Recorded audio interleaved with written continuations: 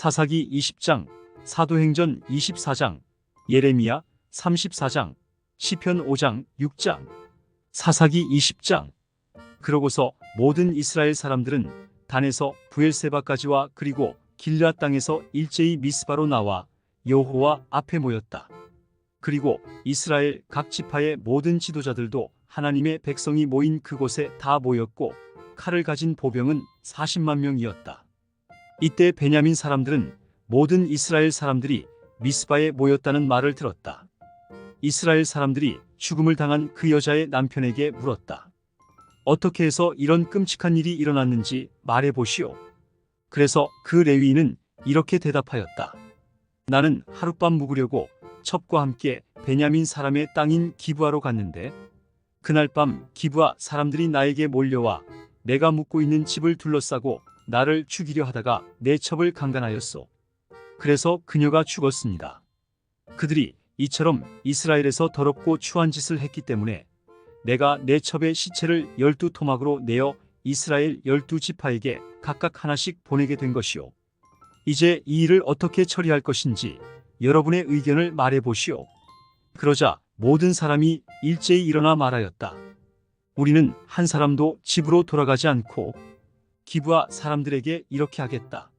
먼저 우리 병력 중에서 제비로 10분의 1을 뽑아 식량을 보급하게 하고 그 나머지는 베냐민 땅의 기브아로 가서 그들을 공격하여 이스라엘에서 행한 이런 더러운 일에 대하여 그들을 벌하도록 하겠다. 이와 같이 모든 이스라엘 사람은 기브아를 치려고 하나같이 굳게 뭉쳤다. 이스라엘 지파들이 베냐민 지파 전역에 사람을 보내 이렇게 요구하였다. 너희 가운데서 일어난 이 끔찍한 일이 도대체 어떻게 된 것이냐? 너희는 이제 기브아의 그 불량배들을 우리 손에 넘겨라. 우리가 그들을 죽이고 이스라엘에서 이런 악한 일이 다시는 없도록 하겠다. 그러나 베냐민 사람들은 그 형제들의 말을 듣지 않고 오히려 그들과 싸우려고 베냐민 모든 성에서 기브아로 모여들었다. 그날 동원된 병력은 기브아에서 뽑은 700명 외에 각 성에서 모여든 26영명의 칼을 쓰는 자들이었다. 이 모든 군인들 중에서 특별히 뽑힌 700명은 모두 왼손잡이인데 그들은 돌을 던져 머리카락도 맞힐 수 있는 명수들이었다. 반면에 이스라엘군은 베냐민군을 제외하고 400영명이었으며 그들은 모두 잘 훈련된 군인들이었다. 이스라엘군은 베델로 올라가서 하나님께 물었다. 우리 중에 어느 지파가 먼저 올라가서 베냐민 지파와 싸워야 합니까? 그러자 여호와께서 유다가 먼저 올라가거라 하고 말씀하셨다. 그래서 이스라엘군은 다음날 아침에 일어나 기브아 주변에 진을 치고 나가서 베냐민 사람과 싸우려고 전투 태세를 취했다. 그러나 베냐민 사람들이 기브아에서 나와 그날 이스라엘군 22영명을 쳐 죽였다. 그러자 이스라엘 사람들은 예배처로 올라가 여호와 앞에서 날이 저물도록 울며 우리가 다시 가서 우리 형제 베냐민 사람들과 싸워야 합니까? 하고 물었다. 그때 여호와께서 가서 싸우라 하심으로 그들은 다시 용기를 내어 전날 포진했던 곳으로 가서 전열을 갖추고 베냐민 사람을 치려고 나아갔다. 이번에도 베냐민 사람들이 기브아에서 나와 이스라엘군을 쳐서 훈련된 병사 18,000명을 죽였다. 그러자 모든 이스라엘 사람들은 베델로 올라가서 여호와 앞에 앉아 울며 날이 저물도록 금식하고 화목제와 불로 태워 바치는 번제를 여호와께 드렸다. 이때에는 하나님의 법궤가 베델에 있었고 아론의 손자이며 엘르아살의 아들인 비느하스가 제사장으로 섬기고 있었다. 그러고서 이스라엘 사람들은 여호와께 물었다. 우리가 다시 올라가서 우리 형제 베냐민과 싸워야 합니까? 아니면 그만두어야 합니까? 그러자 여호와께서 올라가거라. 내일은 내가 그들을 너희 손에 넘겨주겠다 하고 대답하셨다. 그래서 이스라엘군은 기브아 주변에 일부 병력을 매복시키고 3일째에 다시 나가 전번에 포진했던 곳에서 전투 태세를 취했다. 그때 베냐민 사람들이 성에서 나와 그들과 맞서 싸웠는데 베냐민 사람들은 유인 작전에 말려들어 성에서 점점 멀리 떠났다. 그들은 전과 같이 베델로 올라가는 길과 기브아에 들로 가는 길을 따라가면서 이스라엘군을 치기 시작하여 30명 정도 죽이고 이스라엘군이 전과 같이 자기들 앞에서 패하여 도망한다고 생각하였다. 그러나 이스라엘군은 우리가 도망하는 척하면서 저들을 성에서 큰 길로 꿰어내자 하였다. 이스라엘군의 주력 부대는 바알다말까지 후퇴하여 거기서 다시 전열을 갖추고 반격 태세를 취했으며 기브아 주변에 매복하고 있던 이스라엘군은 거기서 일제히 뛰어나왔다. 그때 전 이스라엘군 중에서 특별히 뽑힌 10명의 정예병이 기브아를 정면으로 공격하자 치열한 전투가 벌어졌다. 그러나 베냐민 사람들은 자기들에게 재난이 닥친 것을 깨닫지 못하였다. 여호와께서 이스라엘군 앞에서 베냐민 사람을 패하게 하심으로 그날 이스라엘군은 칼을 쓰는 베냐민 사람 25,100명을 쳐 죽였다. 그제서야 베냐민 사람들은 자기들이 패한 것을 알게 되었다. 이스라엘군은 기브아 주변에 매복하고 있는 병력을 믿고 베냐민 사람 앞에서 패한 척하고 후퇴하였다. 한편 매복하고 있던 이스라엘군은 순식간에 기브아로 돌격하여 사방으로 흩어져 칼로 그 성을 공격하였다. 처음에 이스라엘군은 그 성에서 연기가 치솟는 것을 보면 반격을 개시하기로 매복주와 미리 약속하였다. 베냐민 사람은 이스라엘군을 치기 시작하여 30명 정도 죽였을 때 이스라엘군이 전과 같이 패하여 자기들 앞에서 도주한다고 생각하였다. 그러나 성에서 연기가 치솟아 오르자 베냐민 사람들은 뒤돌아보고 온 성이 화염에 휩싸인 것을 알게 되었다. 그때 이스라엘군이 반격하자 베냐민 사람들은 재난이 자기들에게 닥친 것을 알고 몹시 당황하였다.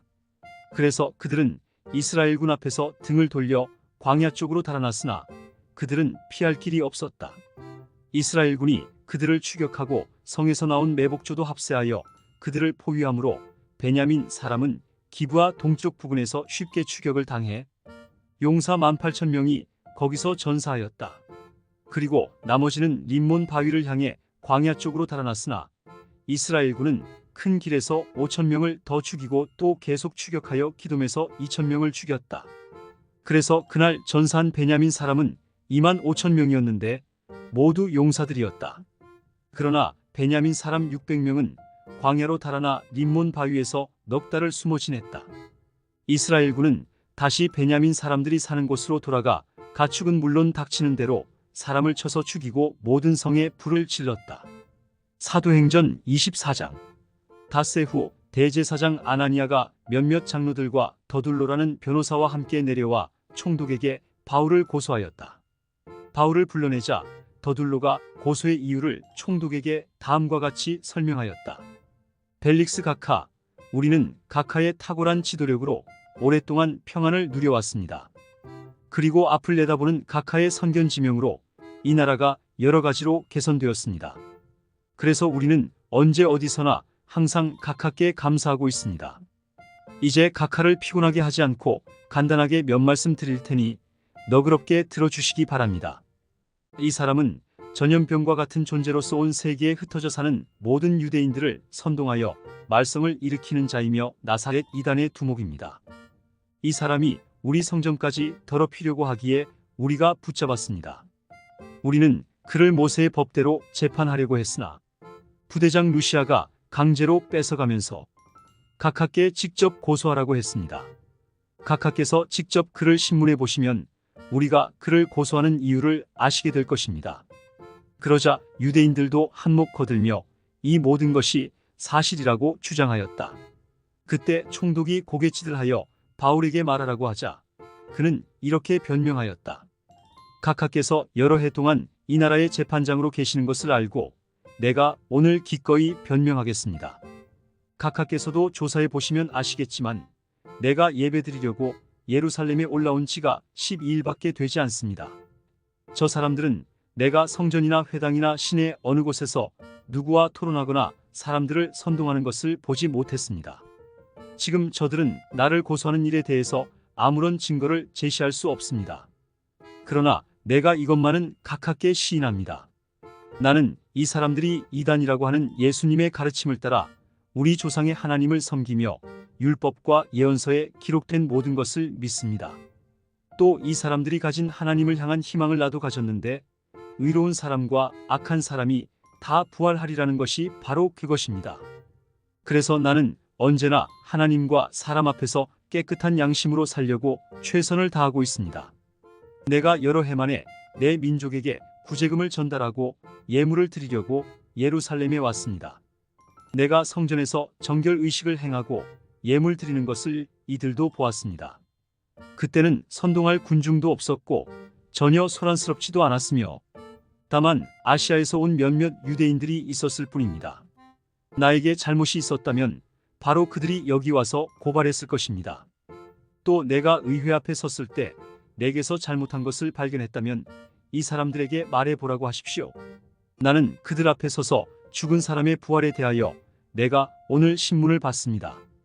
라고 외친 것밖에 없습니다. 벨릭스는 예수님의 가르침을 잘 알고 있었으므로 부대장 루시아가 오면 이 일을 처리하겠다고 말한 후 재판을 연기했다. 그는 장교를 불러 바울을 지키더라도 그에게 자유를 주고 친구들이 돕는 것을 막지 말라고 지시하였다. 24 며칠 후 벨릭스가 유대 여자인 아내 드루실라를 동반하고 와서 바울을 불러내어 그리스도 예수를 믿는 신앙에 대하여 들었다. 바울이 정의와 절제와 앞으로 있을 심판에 대하여 설명하자 벨릭스는 겁이 나서 이제 그만 가거라. 기회 있을 때 내가 다시 너를 부르겠다 하고 말하였다.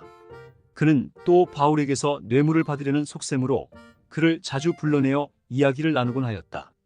그러나 벨릭스는 유대인들의 호감을 사려고 바울을 계속 가두어 두었다. 이렇게 2년이 지난 후에 벨릭스 총독의 후임으로 보르기오 베스도가 부임해 왔다. 예레미야 34장. 바빌로니아의 느부갓네살 왕과 그의 모든 군대와 그의 통치하에 있는 모든 속국의 군대가 예루살렘과 그 주변 성들을 공격할 때에 여호와께서 나에게 말씀하셨다. 이스라엘의 하나님 나 여호와가 말한다. 너는 유다 왕 시드기야에게 가서 나 여호와가 이렇게 말한다고 일러라. 내가 이 성을 바빌로니아 왕에게 넘겨줄 것이며 그는 이 성에 불을 지를 것이다. 내가 그를 피하지 못하고 반드시 생포되어 그 앞에 끌려가서 바빌로니아 왕을 대면하여 말할 것이며 그 후에 너는 바빌로니아로 가게 될 것이다. 그러나 유다 왕 시드기야야, 너는 내가 너에게 하는 말을 잘 들어라. 내가 칼날에 죽지는 않을 것이다. 너는 오히려 평안하게 죽을 것이며 사람들이 너의 선왕들을 위해 분향하던 것처럼 너를 위해서도 분향하고 우리 왕이 죽으셨다 하며 슬퍼할 것이다. 이것은 나 여호와의 말이다. 그래서 나는 이 모든 말씀을 예루살렘에 있는 시드기야 왕에게 전하였다. 이때 바빌로니아 왕의 군대는 예루살렘과 유다에 남은 성 곧 유다가 최후까지 지키고 있던 요새 성 라기스와 아세가를 공격하고 있었다. 시드기야 왕은 예루살렘에 있는 모든 백성들과 계약을 맺었는데 그 계약은 자유를 선포하여 히브리인의 남녀노예를 자유롭게 하고 동족인 이스라엘 사람을 종으로 삼지 못하게 하는 것이었다. 그래서 모든 백성들과 지도층에 있는 사람들은 노예를 풀어주고 다시는 종을 삼지 말라는 왕의 명령에 순종하여 자기들의 종에게 자유를 주었다. 그러나 그 후에 그들은 마음이 변하여 그들이 풀어준 노예들을 다시 끌어다가 종으로 삼았다. 그때 이스라엘의 하나님 여호와께서 나에게 말씀하셨다. 내가 너희 조상들을 종살이하던 이집트에서 인도해낼 때에 그들과 계약을 맺고 너희는 7년마다 너희에게 팔린 너희 동족 히브리인을 놓아주어라. 그가 6년 동안 너희를 섬긴 후에는 너희가 그를 자유롭게 놓아주어야 한다 하였으나 너희 조상들은 내 말에 귀를 기울이지도 않았고 듣지도 않았다. 그런데 최근에 너희는 뉘우치고 내 앞에서 옳은 일을 하였다. 너희가 모두 너희 동족에게 자유를 선포하고 너희 종들을 놓아주겠다고 성전에서 나에게 엄숙히 서약하였다. 그러나 이제 너희는 마음이 변하여 내 이름을 더럽히고 너희가 자유롭게 풀어서 마음대로 가게 한 노예들을 다시 끌어다가 종살이를 시키고 있다. 그러므로 나 여호와가 말한다. 너희가 나에게 순종하지 않고 너희 동족에게 자유를 주지 않았으므로 이제 내가 너희에게 자유를 선언한다. 이 자유는 너희가 전쟁과 질병과 기근에 죽는 자유이다. 내가 너희를 온 세계에 흩어버릴 것이다. 유다와 예루살렘의 지도자들과 궁중관리들과 제사장들과 너희 모든 백성들이 송아지를 둘로 쪼개고 그 사이를 지남으로 나와 계약을 맺었다.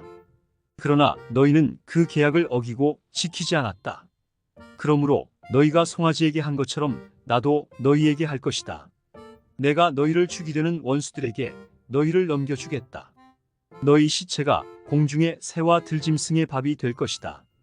또 내가 유다 왕 시드기야와 그의 신하들을 그들의 생명을 노리는 원수들과 너희에게서 잠시 물러간 바빌로니아 왕의 군대에게 넘겨주겠다. 내가 그들에게 명령하여 이 성에 다시 오게 할 것이니 그들이 이 성을 공격하고 점령하여 불로 태워버릴 것이다. 내가 유다 성들을 황폐하게 하여 아무도 사는 자가 없도록 하겠다. 이것은 나 여호와의 말이다. 시편 5장 6장.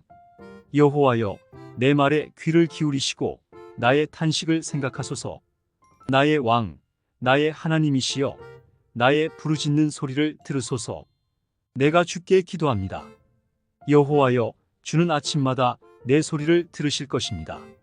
내가 주께 기도하며 간절한 마음으로 주의 응답을 기다리겠습니다. 주는 악을 기뻐하는 신이 아니시므로 악한 자가 주와 함께할 수 없습니다. 교만한 자가 주 앞에 설 수 없는 것은 주께서 악을 행하는 자를 모두 미워하시기 때문입니다. 주께서는 거짓말하는 자를 멸하시고 살인자와 사기꾼을 아주 싫어하십니다. 그러나 내가 주의 크신 사랑을 입었으므로 주의 거룩한 성전에 들어가 주께 경배하겠습니다. 여호와여, 나에게는 많은 원수들이 있습니다. 나를 인도하셔서 주의 뜻을 행하게 하시고 주의 길을 밝히셔서 내가 따르게 하소서. 내 원수들의 말은 하나도 믿을 수가 없습니다. 그들의 마음은 악으로 가득 차 있고 그들의 목구멍은 열린 무덤 같으며 그들의 혀로는 아첨하고 있습니다.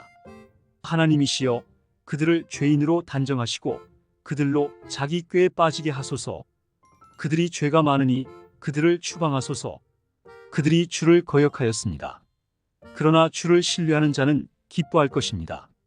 주를 사랑하는 자들을 보호하셔서 그들이 주 안에서 기뻐 외치게 하소서.